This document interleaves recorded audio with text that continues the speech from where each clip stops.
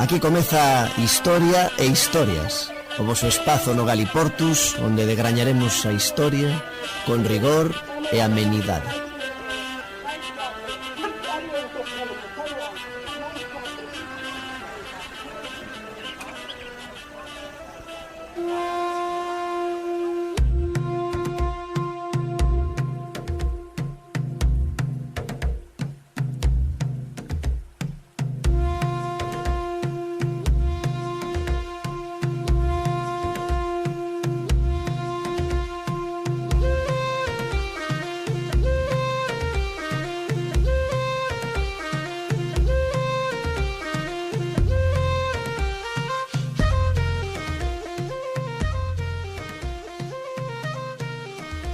Esa apuesta que ha hecho Portugal, porque su alta velocidad vaya a conectarse al resto de la península y al resto de Europa a través del norte, lo primero quiero volver a agradecerla aquí en el norte de Portugal. Es una apuesta del gobierno portugués valiente, probablemente no la más cómoda desde el punto de vista de la ejecución, desde el punto de vista del coste, pero en una apuesta inteligente, estratégica, de logística y de construir país, construir Portugal, creo que es la más adecuada y, lógicamente, los gallegos vamos a ser los más beneficiados. Por eso, ahora que, al final, cuando se habla de grandes infraestructuras, la única forma de demostrar que se va en serio es presupuestando las cantidades y licitando las obras. Y aquí se está haciendo. Por lo tanto, yo aprovecho y agradezco esta plataforma para volver a exigir a mi parte, a la parte española, que simplemente esté a la altura de la apuesta que se está haciendo en Portugal.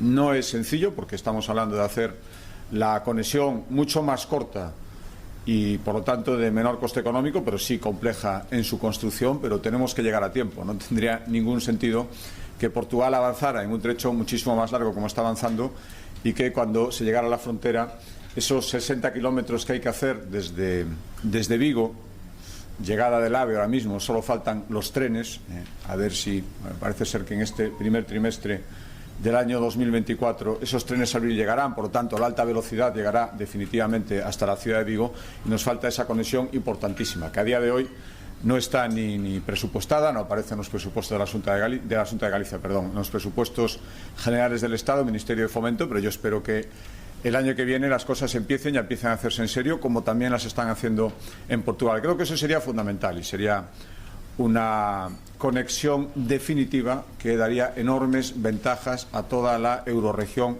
en todos los sentidos.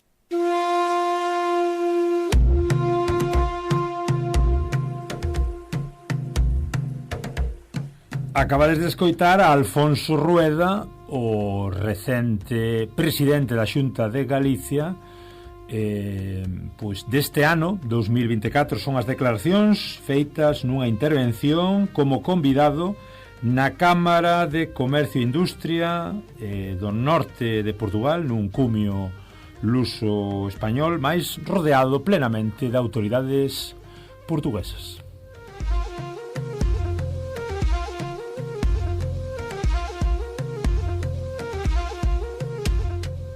Declaracións todas elas en perfecto castelán, castellano. Aquí estamos no Galiportus, neste vos espazo o Historia e Historias, falando de pequenas historietas que debullan o pasado e que nos achegan a este presente que hoxe intentamos descifrar e analizar. Estamos, como sempre, con o noso querido historiador referencia de garda, señor Don Abraham da Orraca. Moi boas, Abraham. Hola, boas. Eu sinto que sempre me toca estar a min de garda, que sempre hai alguén mellor, pero eses traballan pola mañá. Isto é como as farmacias, sempre ten que haber unha de garda, non vai a ser que che doe algo. Efectivamente. Entón, cando nos pega ese a dor, sempre recorremos a ti, porque sempre nos das... Salvo se estás en Lobios, que entón tes que ir a Celanova, e entón xa... Claro, eso depende onde che toque o ambulatorio, pode non estar moi de man. Pois aquí estamos no Historia e Historias con Abraham, que quero tamén que despois de Rueda que escoites isto. De saudar o povo da Galiza, porque a partir do norte e através do norte de Portugal, muito facilmente este programa chega à Galiza, e hoje com uma justificação mais que forte, porque temos connosco uma figura que será sempre e é um grande de Espanha. Foi ministro do generalíssimo Franco, é presidente do governo autónomo da Galiza hoje, mas foi embaixador de Espanha em Londres, na corte de St. James, onde eu tive o prazer de conhecer Dom Manuel Fraga Iribarne, que é também uma das grandes figuras políticas da Europa contemporânea e que foi presidente do principal partido da oposição em Espanha. Muito obrigado, antes de mais, por aqui estar. Muito obrigado. Vamos falar, eu em português, o senhor em galego, porque é uma língua que nos aproxima, sim, e temos muito em comum, desde a Dona Rosalia a muita gente em comum, e na literatura também. Já tivemos, aliás, o privilégio também de entrevistar a Camilo José Cela. O nosso grande prémio Nobel. Ainda antes de ser prémio Nobel. Mas diga-me, por favor, como vê as relações entre os povos da Galiza e do norte de Portugal atualmente? Eu creio que temos uma fronteira, como há em África e em muitas outras partes, que não é uma fronteira natural. Temos um povo com muito em comum e uma fronteira que a política ditou. Sí, evidentemente as relacións entre Galicia e a región norte de Portugal son excelentes, son naturales, son óptimas, pódense ainda mellorar. Neste momento creo que todos temos interés coa nova oportunidade europea de melloralas, pero debo dicir que entre o Porto e Santiago neste momento as relacións son óptimas e creo que é un interese común.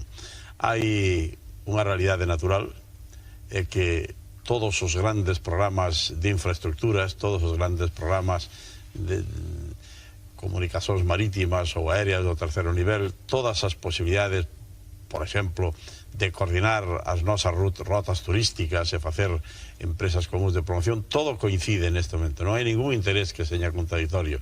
E podemos ainda facer especializacións dos nosos portos, das nosas feiras e moitas outras cousas. E creo que neste momento ese é o camiño. Eu estou constantemente recibindo amables invitacións. Ahora vou a Viana do Castelo, as xornadas de desenrolo económico da región norte de Portugal.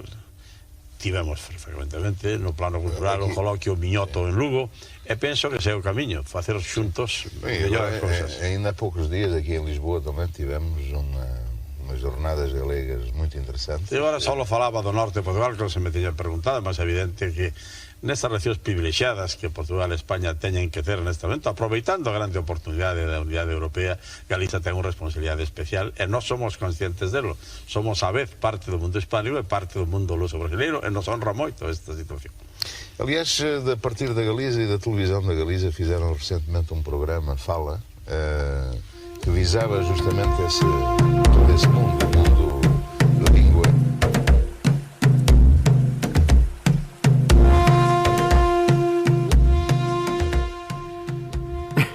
Estamos aquí retemblando no estudio que as palabras de Fraga, presidente honorífico da GAL. Sí, prácticamente pois cunhos rexistros galaico-portugueses nivel top.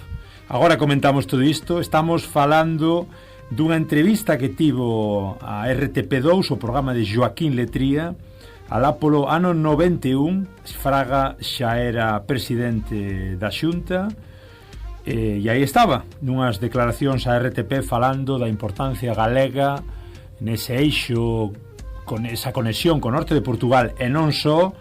Comparamos, como estades escoitando, Rueda 2024, Fraga, ano 91.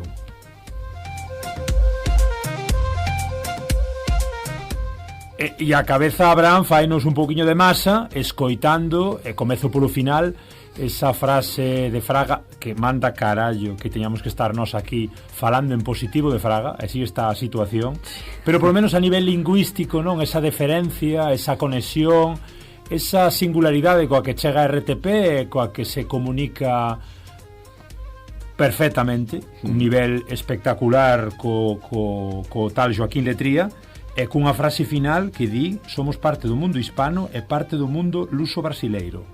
Esa conexión que nos honra. É dicir, Fraga propoñendo máis alá da salsa electoral, que non ten por que tela en Lisboa, que Galiza forma parte repito, Fraga, para que nos estades escoitando e teña menos de 35 ou 40 anos, Fraga, era un señor que andaba que parecía que ia bailando un vals, que foi presidente da Xunta entre 89 e 2005, que viña da fundación do Partido de Dereitas Alianza Popular, hoxe o Partido Popular, e que foi no seu día ministro de Turismo e Información do querido e multipropietario, porque la calle era suya, non? Correcto, é dicir, cunhos antecedentes interesantes a nivel de relación ca ditadura, relación directa como ministro da ditadura de Franco, que xa nos 90, pois bueno, exerceu dunha maneira ben populista no goberno da Xunta, esos serían outros temas, pero que aquí a nivel lingüístico vemos que el declara, ao contrario de que fai Rueda nas súas intervencións en Portugal, declara, e en perfecto galego, que a Galicia é a clave entre a relación entre o mundo hispano e o mundo luso brasileiro. Efectivamente. No, e antes, por completar o que estabas a dicer, sobre todo para a xente máis nova, cando digan aquilo de Spain's different, que saiban que acuñou a frase, pois foi Franco cando quería traer peña do Reino Unido e dos países nórdicos para o turismo no Levante, non?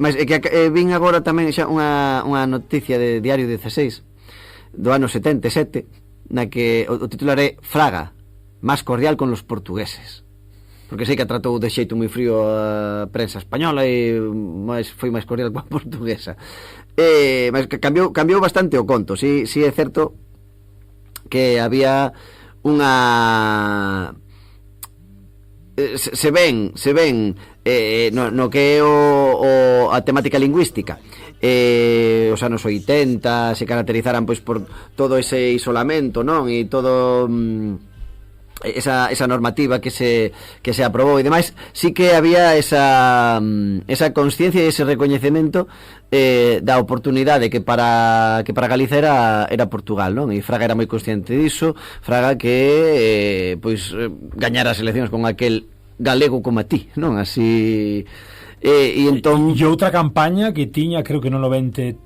ou 94, que dicía facendo país, e descubría o mapa de Galiza, tiraba así de cortina dos seus mítins e decía facendo país, con estas palabras. Totalmente, este é o nivel, quero dicir, o nivel ao que chegamos en 2024, cun Rueda ben pequeno, xa non falamos de dereitas nin de esquerdas, cada un que pense o que queira, falamos en clave galega, ter unha ferramenta como o galego e chegar ao norte de Portugal e facer, no norte de Portugal e non só, é dicir, na propia Galicia o que fai Fraga, o que fai Rueda e o que facía Fraga, que parece que agora mesmo está quedando aquí como o tótem do galeguismo. Sí, de facto iso, o tema é que o propio Rueda, cando comezaran as movilizacións de Galicia bilingüe, o que agora hablamos español e demais, el ali estaba en cabeza de cartel e nas manifas, pois sempre dicindo da imposición do galego, que foi tan imposto que temos ese terzo de alumnado que acaba o ensino secundario obligatorio sen competencias lingüísticas en galego, non? Foi tan imposto que non, a ver a quen diga, pois precisamente como se impuña non aprendía, non? Eu entón é que eran máis parviños, non? Os nenos de aquí. Non impoñas nada, vai a Portugal e falan castelán, cal é o problema? Non impoña. Efectivamente, esa é a filosofía, non? E esa é a estrategia, non? De que o galego xa non vale nin para ir a Valença, non? Xa é unha...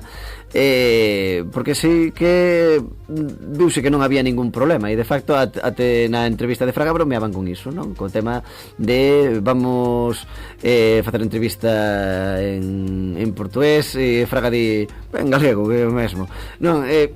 Fraga sí que é certo que mete 2-3 terminacións para ele estar cómodo, para... incluso de europeia, non? De europeia, ela achega algunha palabriña, mas depois de naturales, non? Exacto, emprega un plural en castellano, non? Exacto, é moi dialectal pola influencia do castelán, moi habitual tamén en algunhas zonas nosas, coitar o paisano de turno e dicir naturales. É dicir, Fraga, que era de Vilalba, tiña ese galego tamén materno, interesante, falado. Eu creo que era a única, de facto, que era a única persoa de Vilalba que dicía Vilalba non Villalba, ¿no?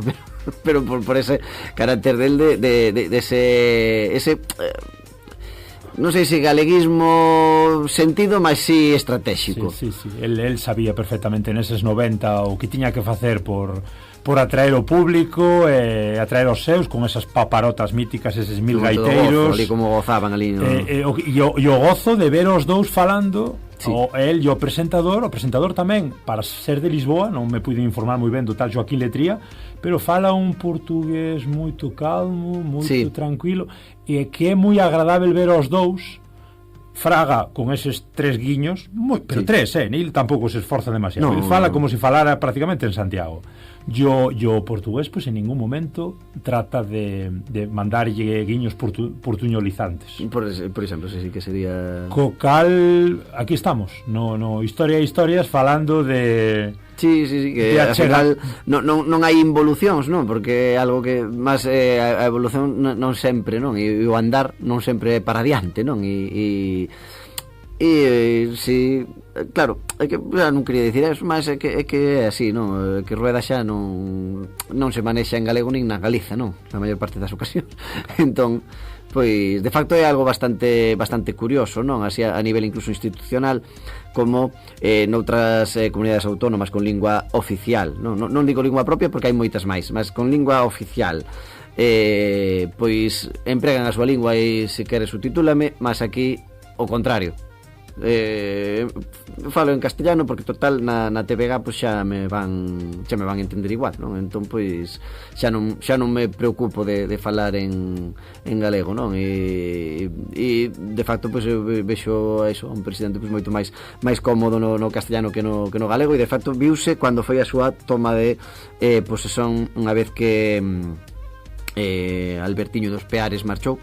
Pois a súa toma de posesión foi cun discurso en galego, no galego de Rueda, que parece que sempre está así como enfadado, enfurruñado, está sempre dicindo, todo falo así moi enfurruñado, mas cando foron facer a foto de grupo, non? Do grupo popular no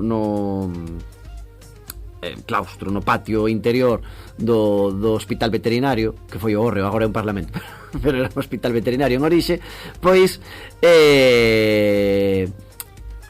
aí xa non existía o galego, xa desaparecera, non? Xa, entón, claro, temos dous presidentes, un presidente que entende que o galego para el pode ser ritual, mas non para a populación, e entón estratégicamente usa ou incluso mete iso do ámbito lusófono, mas temos outro no que sí que xa o galego é completamente unha lingua ritual para eses ritos de paso no Parlamento, e depois pois xa mellor en castellano, que con eso vamos a máis sitios. Pois aquí estamos, no Galiportus.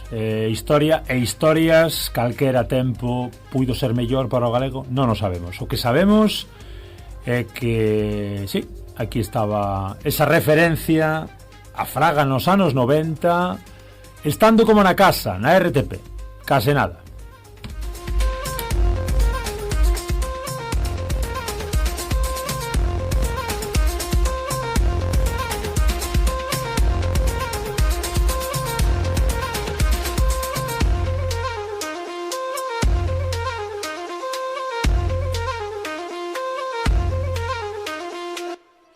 Historia e historias, o voso espazo no Galiportus, onde degrañaremos a historia con rigor e amenidade.